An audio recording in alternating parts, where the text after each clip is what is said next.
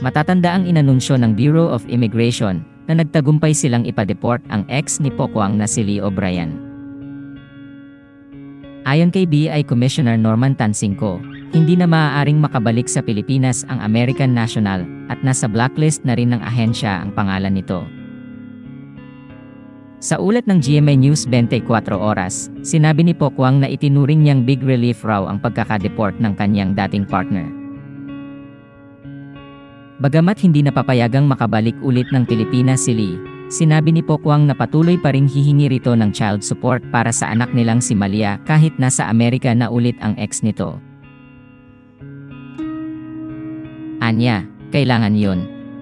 Bilang magulang, hindi naman ginusto ng bata na isilang siya. May responsibilidad po tayo sa mga anak natin, lalo sa ganyang edad. Siyempre, di ba bilang ama responsibilidad din po niya yun. Karapatan ng bata yun. Sinabi rin ni Pokwang na handa na raw siya kung sakaling gustong makita ni Malia ang kanyang ama sa hinaharap.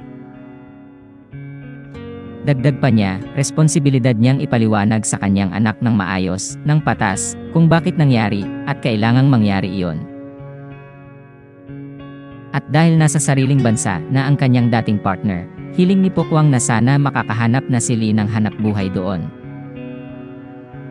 Sinabi rin niya na makapagtatrabaho na raw siya ng maayos sa Jose and Maria's Bonggang Villa at sa TikTok. Anya, magpaka-busy lalo, magtrabaho, mag-focus na. Tapos na to, okay, and answered prayer naman to para sa kapayapaan ko ng isip ko, at ganun din naman sa kanya. Kagaya ng sinabi ko moving forward, magtrabaho tayong dalawa to provide for Malia's future. Matatanda ang inihain ni Pokwang ang deportation case laban kay Lee O'Brien noong nakaraang taon. Nagwagi si Pokwang sa kaso ng matuklasan ng Bureau of Immigration ng paglabag ang pananatili ni Lee, kabilang na ang kawalan ng proper permits.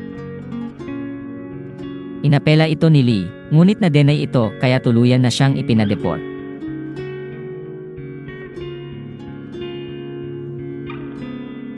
Salamat sa panonood ng video na ito.